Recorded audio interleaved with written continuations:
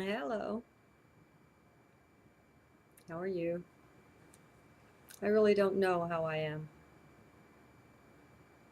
It's not that I'm up and down so much, just got interesting things going on. I've just had my whole financial foundation challenged. VA wants me to prove up again on why I take the meds that I do. I just transferred from the Little Rock office to the Ozark office because it was closer, never considering that I might have to go through a whole self-justification thing again. And it was interesting because those meds are tied in with the pain, which is tied in with my disability. And so it was interesting to watch the fear that arose. It's just a natural response from the solar plexus. And to look at that and realize, oh my God, dearie, you're pretty identified there, thinking that's you. And, with me at least, things like this often wait until a Friday to happen, Friday late. So there's nothing that can be done about them over the weekend, which is actually good. I mean, it doesn't feel good at the time, but it's good because it's that extra time to come to terms with it. And so it is what it is. It'll go how it goes, and we'll see. I'll keep you posted. And then I wanted to talk for a minute about, I'm going to use two words here, feelings versus emotions. And I'm not attached to which one means what. I just need a way to distinguish between things that are of the body and of 3D and things that are of the divinity, that are not higher in frequency. When I'm doing my journals and I capitalize words, see, it helps to go to the transcript. The people that read it on scribed get more hints about what I'm saying just because of the way things are written. I almost always capitalize the word love. And so by that, I'm not meaning anything at all that we think of normally, mankind thinks of as love. Because when that's examined and taken apart or just looked at and observed, it can be seen that what we call love is very self-serving, and it's just tied in with our humanness. And I just tend to be more of an agape kind of love person. And so it's a broader expansiveness. It's that unconditional love, which doesn't come easy at first because we're in mind, and mind can't grok it. Mind can't step up to that. And so it becomes a no-brainer when we're in heart. I'm going to have to, I don't mean to be cracking jokes, but it's just the natural way of things from heart, this bigger love that places no expectations at all, no conditions, no nothing, that loves whether you're hated or whether you're loved. You can love the devil just as much as you can love your best friend, and that sounds crazy, but it only sounds crazy to the mind. When you're in heart, things like this actually make sense. Although I can see why, if I'd have been a couple of centuries back, maybe I would have been in danger of being locked up. I really can see that. but I just choose to live from the heart, and it's different, and I keep saying it's different, and so sometimes we just run smack into those differences, and this is one of those places. And so there are a few words that I use, and when I use them, what I'm meaning is what you connect up with in heart, and it is divine. That I think that's the best way to say it, because it just doesn't really partake of the human. And there is a love, there's a certain joy that's always there, and there's a peace. And I like the way it says it in the Bible, the peace that passeth understanding. And it does. There's no understanding it. There's just not. And there's a wisdom. And sometimes there's a knowing, where I'll capitalize knowing. Have you ever had a knowing that when it came to you, it was more solid than your name? You would sooner say your name is some other name than you would say that the knowing that you were given wasn't true. That's a real possible experience. And I promise you, I'm not talking drugs or alcohol, even caffeine or cigarettes. I'm not talking any kind of altered consciousness. This is very natural, and it's available in heart. I can hear some of you laughing. Okay, so I did a recent journal, and I asked what is true happiness or something like that. Happiness is usually a word I reserve for the happiness, sadness polarity. If you have one of those, you're going to have the other. That's just how 3D is, and that's the balance that's here, and balance is a really good thing. And so happiness is fleeting. It comes and it goes.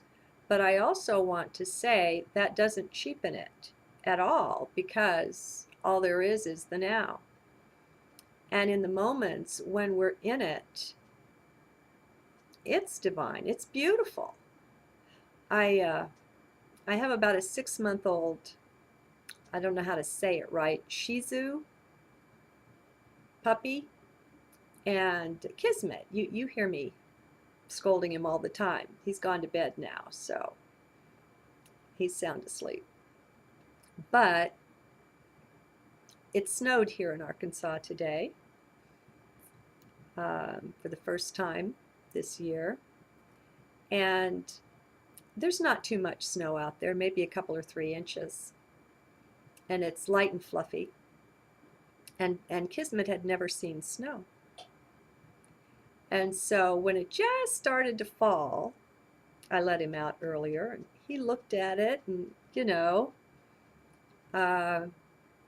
went and did his thing and came back in. But just before putting him to bed, I turned on the outside light, gets dark early, and I let him out. And oh my God, I stood there and I just cried. It was so beautiful. The inquisitiveness, the curiosity, and the fun the little puppy had with his first snow. Racing and running around, and oh my God, it was beautiful. It just tugs on the heartstrings. The beauty, the innocent beauty of such a thing. And I just wept. It was just, just offering gratitude to the earth, to the isness, to that which is, for the beauty, the absolute beauty. Well, that's fleeting. That'll never come again. That was a one-time deal. How is it not ultimately precious? Just because something is fleeting, I don't know. I guess I've been one too that tended to say, oh, it comes and it goes. It doesn't have any ultimate meaning. It just comes and it goes. All right, I'm eating crow here. That's just one side of the coin.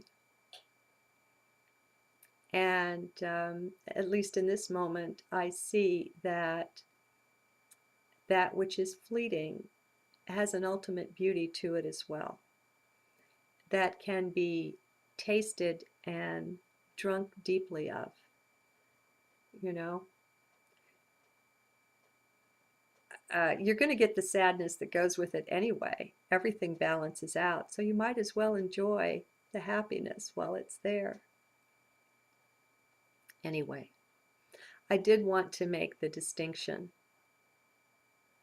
that there really is a difference. There are, see, the human feelings.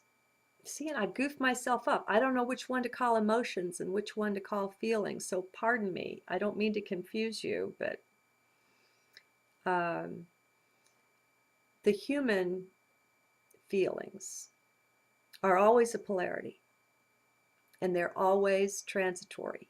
Just like a body's transitory. I mean, you have it and you blink twice and it's gone. I mean, that's what it seems like from spirit. So time is relative. But anyway, and that's what we're discussing here, see? You know, time itself is disappearing. Well, that's what's being discussed, is time is an important part of this picture. That which is fleeting versus that which is eternal. And so there's the duality, there's the polarity for that which is in 3D.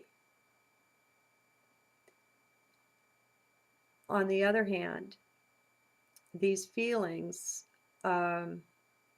emotions, maybe I'll call them, that are divine, don't have a polar opposite. They're a self-contained whole. This joy has no opposite. The peace has no opposite. They're divine. And so they're, I don't know, I guess you could say they're in a higher dimension. I don't really like those linear ways of saying things, but we do the best we can. We're working with words until we transcend them and get to where we're working with telepathy, so that the feeling and the concept and the picture and everything can come along with the communication, and then, you know, it's not such a challenge to pick carefully through your words so that you'll be understood. But I did want to make the distinction. The divine emotions don't have opposites. They are self-contained, and joy at least is a constant for me. I'm sure the love is as well. And the peace. Yeah, see, they're there. They're just quiet. It's like the still small voice. It's always in the background. It's always there. But it's non-intrusive. Kind of like the good guys and the bad guys when it comes to the ETs. The bad guys are very intrusive, you know. They're trying to work their will on everything. They're trying to manipulate and control. They're trying to get as many as they can all ready to be taken off planet, you know, when there should be earth changes. Trying to get people into fear so that they'll be willing to think, oh, you're my rescuer, sure, let's go. And so there's that intrusiveness. And yet behind the scenes, we have beings of great light and integrity. We have the ancestors. We have the ancient ones, the wise ones, who are not intrusive, who have to be invited in, that are there, like the still small voice. So don't forget to use your free will. I mean, it's not that we need somebody to run our life for us or come and rescue us or anything. I hope that we're getting used to being sovereign beings and realizing that we are the ones that we've been waiting for. That saving the self is very much a do-it-yourself affair. And yet, we'd be fools not to call on and rely to some extent on our elder brothers and sisters, on the grandfathers and the grandmothers who've gone before, you know, who've graduated to those frequencies, levels, and dimensions or densities that we're heading into. And so there's no need to continually reinvent the wheel. So as always, it's balance that's called for. I think balance is a quality of wisdom, and I would capitalize wisdom. Discernment, I also find, is a quality of heart. It's like, see, intuition often comes unasked for. We'll just receive an intuition about something. We'll just have a knowing. Discernment is like intuition that you've called upon. You want to discern. So there's a will, there's an intent there that's placed upon it. But I think discernment and intuition may well be the same thing, just differing aspects of the same thing. And you see, it's not like they're two sides of the coin, or if they are, it's a celestial coin. It's unlike the earthly coin that has to have one side dirty and one side light. Because discernment and intuition, I mean, which would be, less than the other, neither one. And so we want that discernment to help us distinguish. There are a lot of people still that are looking to be rescued. A big part of that strategy on the part of the Illuminati or the dark side of all this hullabaloo around 2012 was to get us to sit back on our duff and wait and think that we'd be taken care of, that all we had to do is be saved or something, and Christian, and that's all, and nothing else need be done. And yet discernment tells me that's not the way of it, that the clearing of our energy force fields, all the forgiveness, the self-forgiveness, there's an awful lot of internal change going on, at least in my world. And I consider it all as ascension prep. We're rising into higher frequencies, and therefore everything that's of a lower vibration or density within us has got to go. And I think some of it can go without having any conscious attention paid to it. But there are old momentums and things that we've been carrying around for lifetimes that we don't get past them without passing the test. And so the situations have to come up in our life so that we can stand face and deal with the energy, such as this thing over my medication, the body's medication, and my supply. It's not a big check, but it's a monthly check that I get. And at 58, I wouldn't like to think about,